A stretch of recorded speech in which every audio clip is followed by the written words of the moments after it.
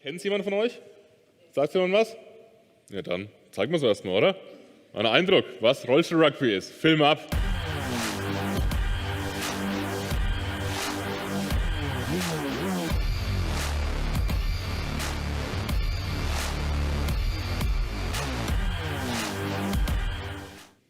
Was kannst du noch? Was kannst du beitragen, damit wir hier als Team gewinnen? Weil genau darum geht es beim Rollstuhl-Rugby. Wir sind ein ziemlich diverses Team. Also keine Ahnung, wir haben verschiedene Behinderungen, wir haben verschiedene Fähigkeiten, wir haben verschiedene Hautfarben. Das ist ein ganz schönes Kuddelmuddel, ne? Stell dir das mal bildlich vor. Und jetzt muss man eben gucken, wie schafft man daraus ein Team? Wie schafft man daraus ein Team? Ein Team, das bestmöglich auch noch gewinnt. Und da geht es um sich unterstützen. Da geht es um Aufgaben klar verteilen. Da geht es um sich ergänzen. Da geht es um kommunizieren. Da geht es um sich helfen und um trainieren, trainieren und trainieren.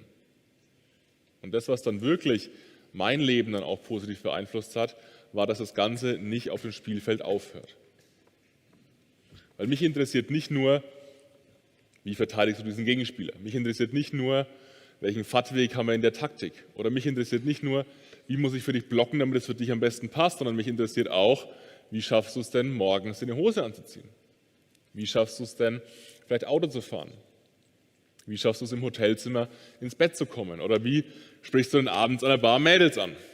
Auch das interessiert mich natürlich. Das sind zwei Fragen, die dann ich immer wieder gestellt habe und die immer wieder mein Leben dann weitergebracht haben. Nämlich, was kannst du noch und was darf ich dadurch von dir lernen? Ich habe mir nach und nach eben auch größere Ziele gesteckt. Mein Ziel war dann eben, Aktienanalyst zu werden. Ich habe dafür studiert, Wirtschaftsmathematik studiert, Praktikas gemacht, Auslandssemester gemacht, das Ganze drumherum.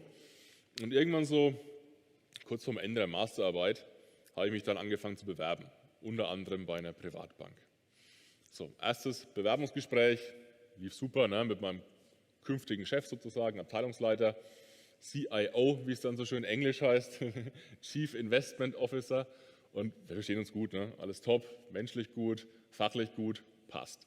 So, zweites Vorstellungsgespräch ist dann mit dem Personalchef und auch da läuft, ne? Gar kein Thema. Kultur passt, Werte passen, alles so.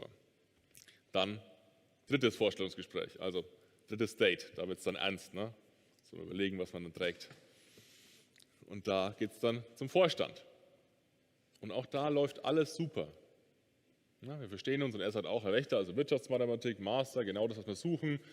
Praktikas, super, Auslandssemester, super. Ganz ehrlich, wenn Sie laufen könnten, würden wir Sie einstellen.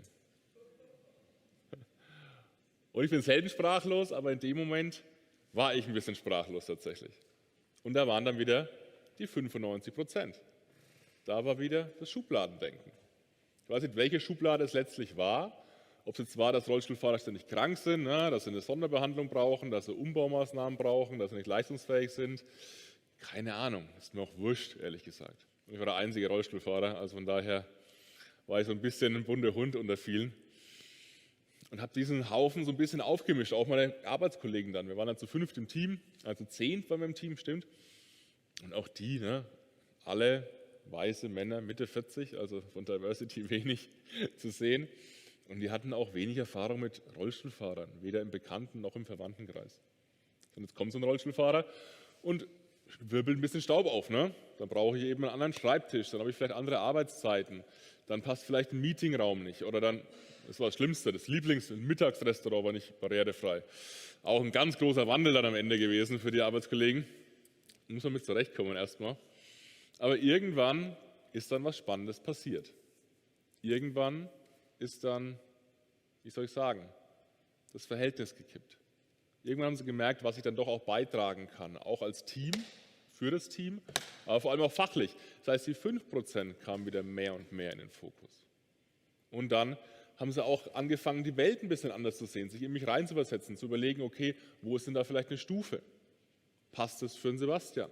Kommt der damit zurecht? Hier ist vielleicht Kopfsteinpflaster, nehmen wir einen anderen Weg, ist da eine Behindertentoilette und so weiter und so fort. Fangen mich dann an Fragen zu stellen. Ne? Wie ist es für dich?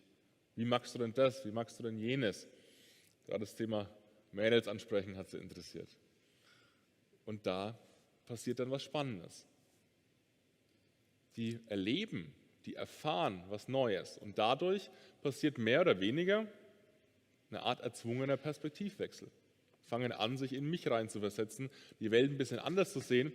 Und es entsteht so ein zartes Pflänzchen von emotionaler Intelligenz, wie man es dann so schön nennt. Ja, wir reden immer noch über Aktienanalysten, ne? Also skrupellose Kapitalisten, um mal wieder die Schubladen zu bedienen. Wir wollen dadurch was erreichen, wir wollen wachsen, wir wollen nach vorne kommen. Und Diversity und Inclusion kann ein wirklicher Katalysator damit sein. Und deswegen nutzt diese Chancen, die vielleicht gar nicht so offensichtlich sind und am Ende einen Unterschied machen. Dankeschön.